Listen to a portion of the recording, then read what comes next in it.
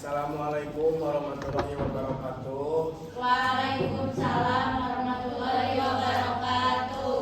Perkenalkan, kami dari kelompok 4 yang akan mempresentasikan pemanfaatan tumbuhan sebagai bahan sandang tradisional dalam etnis Batak Toba, Batak Karo, dan Melayu. Saya Abijatri Junior. Saya Ranti Rahmawati. Saya Nisa Winsir. Saya Ade Abdulia. Saya Afifah Zuhana Tiara. Saya Najwa Rasmayani. Mulai.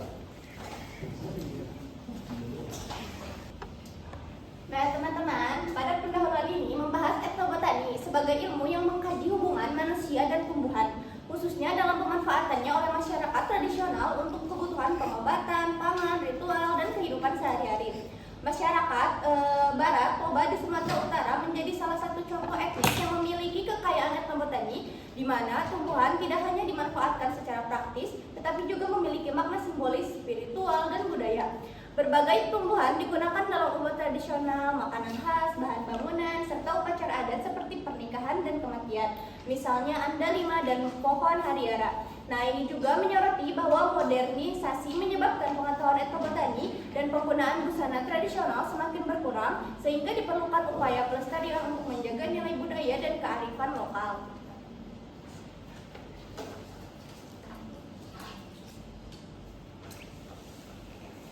Selanjutnya ada tujuan penelitian. Yang pertama yaitu tujuan penelitian ini adalah untuk mengetahui jenis-jenis tumbuhan yang dimanfaatkan sebagai bahan sandang tradisional oleh etnis Batak Toba, Batak Karo, dan Melayu. Selain itu, penelitian ini bertujuan mengkaji bagian tumbuhan yang digunakan serta nilai budaya yang terkandung dalam proses pembuatan sandang tradisional.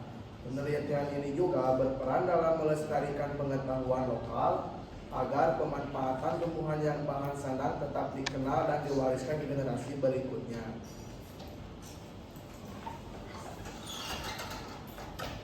Lalu selanjutnya di sini ada metode penelitiannya, yaitu penelitian ini menggunakan metode studi pustaka atau literatur review dengan menganalisis berbagai sumber tertulis yang relevan. Lalu teman-teman di sini ada tumbuhan-tumbuhan yang digunakan untuk membuat kain tenun tersebut. Yang pertama itu di sini ada rami atau Boehmeria nymphea, yaitu proses pembuatan kain tenunnya itu yang pertama buah rami yang sudah tua itu dipanen, lalu kulit batangnya itu direndam untuk melunakkan jaringan.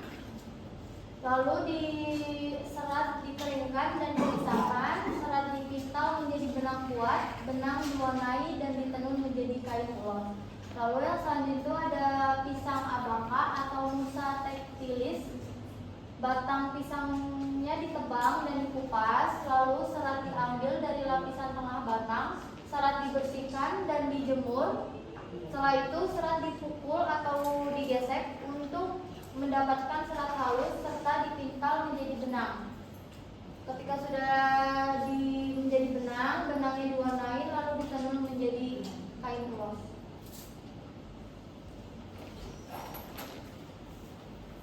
Selanjutnya di sini ada tanaman yang digunakan di Batak Karo, di mana yang pertama itu ada kapas.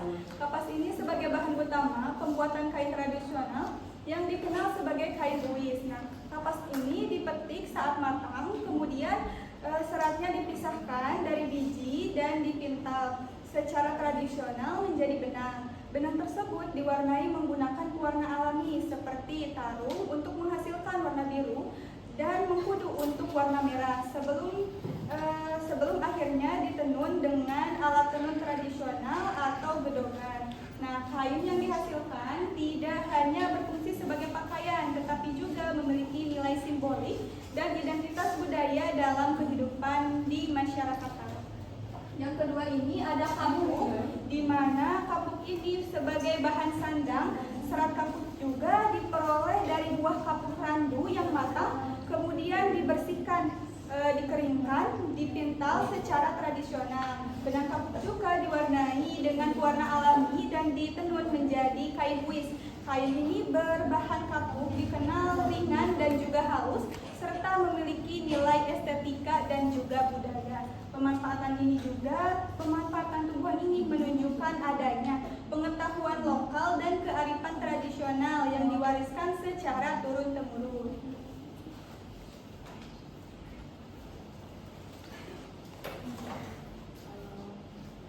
Baik, selanjutnya ada tanaman yang digunakan di Melayu. Tanaman tersebut menghasilkan suatu produk yaitu songket. Songket adalah jenis kain tenunan tradisional rumpun Melayu di Indonesia. Songket merupakan kain yang ditenun dengan tangan menggunakan benang emas, dan keindahan songket adalah karena ditenun dengan warna yang emas dan perak. Tanaman pertama yaitu ada kulit kayu rami. Kulit kayu rami yang berasal dari tanaman rami diolah menjadi bahan songket melalui beberapa tahap panjang. Pertama, batang rami dipanen, lalu kulitnya dibuang, dikupas untuk mengambil serat-serat panjang dan terdapat di dalam lapisan kulit. Lalu direndam dalam air selama beberapa hari untuk meluruhkan zat pengikat alaminya. Setelah direndam, kulit rami tersebut dikeringkan di bawah sinar matahari dan dipukul atau digesek untuk mendapatkan serat halus. Serat ini kemudian dipintal menjadi benang halus dan kuat. Benang ini lalu diwarnai dengan pewarna alami maupun pewarna sintetis sesuai keinginan dan motif yang diinginkan. Setelah proses pewarnaan dan pengeringan selesai, benang-benang disusun dan ditenun dengan teknik khusus yang melibatkan penyisipan benang emas atau perak ke dalam pola tenunan tersebut. Kedua, ada serat pohon kelapa.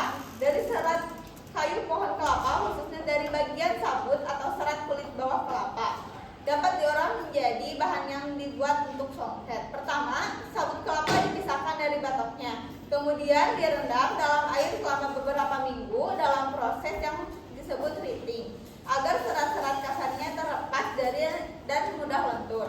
Setelah itu, sabut dipukul-pukul dan disisir untuk memisahkan serat halus dan sisa-sisa kotoran dan serat kasar.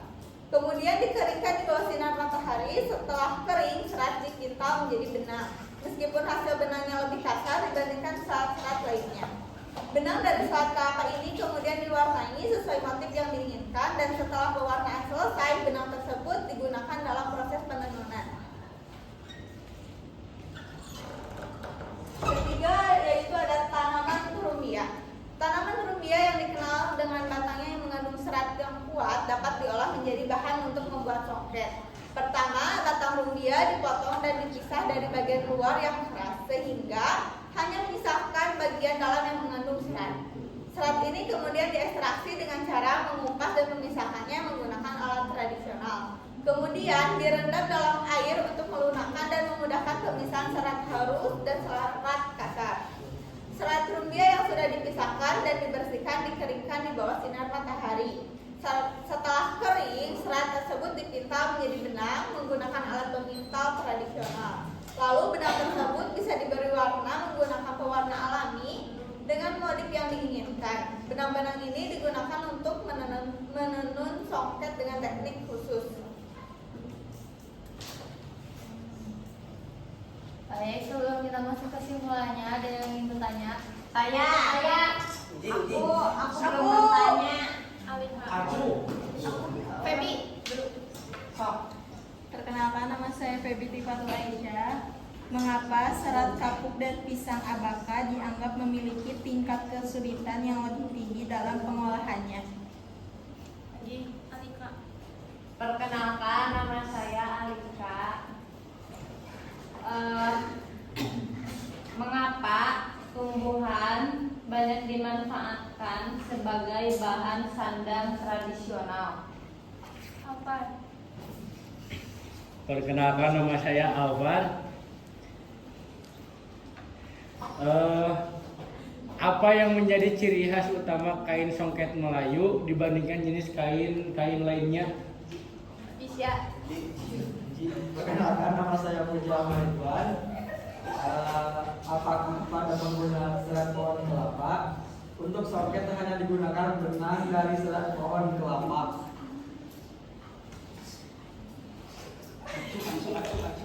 Ada yang mau bertanya lagi? Bisa. Randi. Bisa bertanya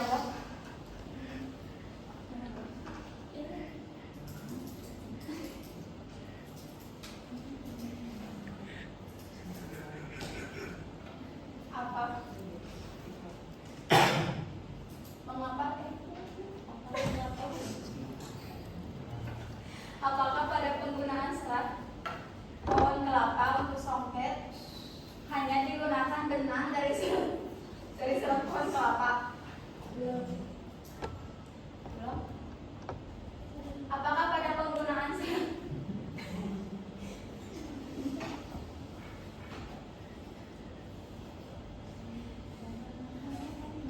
Sebelum menjawab pertanyaan, izin menjawab dulu pertanyaan dari Feby.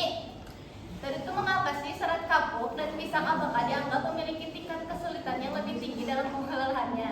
Nah, jawabannya itu serat kapuk secara alami lebih rapuh dibandingkan kapas, sehingga memerlukan pemintalan 2 kali agar benang cukup kuat untuk ditenun. Nah, serat pisang apakah harus dibersihkan dari getah dan kotoran lalu dipukul-pukul atau digesek untuk memisahkan serat halus dan serat kasar sebelum bisa dipintal? Cukup. Baik, izin menjawab pertanyaan dari Puji. Apakah serat dalam songket hanya serat pohon kelapa saja? Begitu Puji? Ya. Baik, izin menjawab ya. Dalam songket, terutama songket suku Melayu, tidak hanya pohon kelapa saja yang digunakan. Bersamaan dengan serat pohon kelapa, ada juga beberapa benang yang dipadukan seperti benang emas, benang perak, benang yang disiapkan sebelumnya. Hal ini tuh untuk menghasilkan hasil songket yang unik dan lebih tebal, lebih kuat dan bertekstur khas. Apakah sudah cukup? Oh, iya.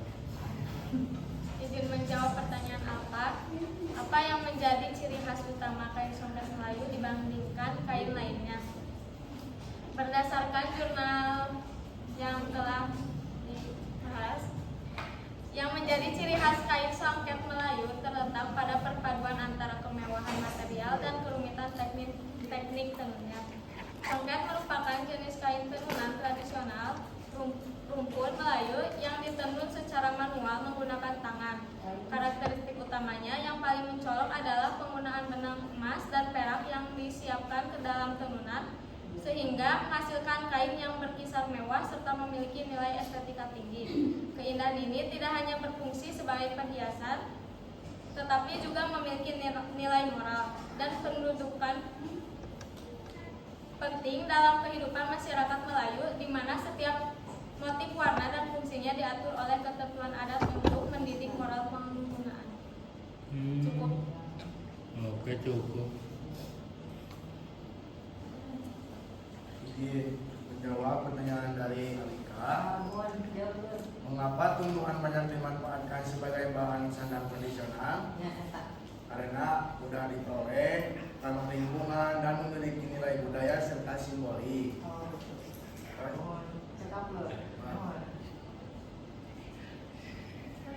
Ada yang ditanyakan lagi? Bisa Bu jadi nanya enggak? Bisa jadi pertanyaan. Tidak jadi, mama kurang. Baik, mau nanya apa? Ini bertanya, saya akan nyerahkan kepala. Kenapa serat kami harus dikeringkan sebelum proses pemintalan? Ini menjawab ya. Pertanyaan lagi. Kenapa sih harus dikeringin dulu tuh? Itu tuh buat ngebuang kadar air yang ada di dalam seratnya. Kalau misalkan si serat itu airnya masih ada, nanti tuh di hasil seratnya tuh bakal berjamur, jadi nggak akan bagus juga buat si kain tenunnya. Terus proses pengiriman itu tuh bisa ngebuat lebih awet juga, terus stabilitas fisiknya tuh lebih baik, jadi lebih kuat juga benangnya, nggak yang gampang putus. Cukup. Kesimpulannya, pemanfaatan tumbuhan sebagai bahan sandang tradisional pada etnis Batak Toba, Batak Karo, dan Melayu menunjukkan adanya hubungan erat antara sumber daya alam, budaya, dan kearifan lokal. Masyarakat Batak Toba memanfaatkan kapas, kapuk, rami, dan pisang abangka dalam pembuatan kain ulos yang tidak hanya berfungsi sebagai pakaian, tetapi juga memiliki makna simbolik dan sakral dalam kehidupan adat. Etnis Batak Karo menggunakan kapas dan kapuk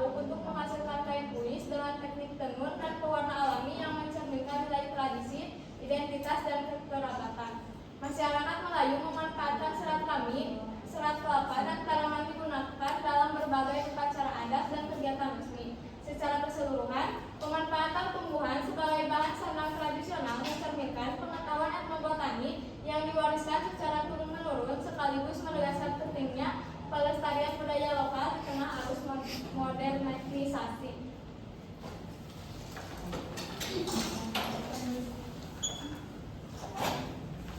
Baik teman-teman, di sini ada contoh kainnya yang ada di jurnalnya.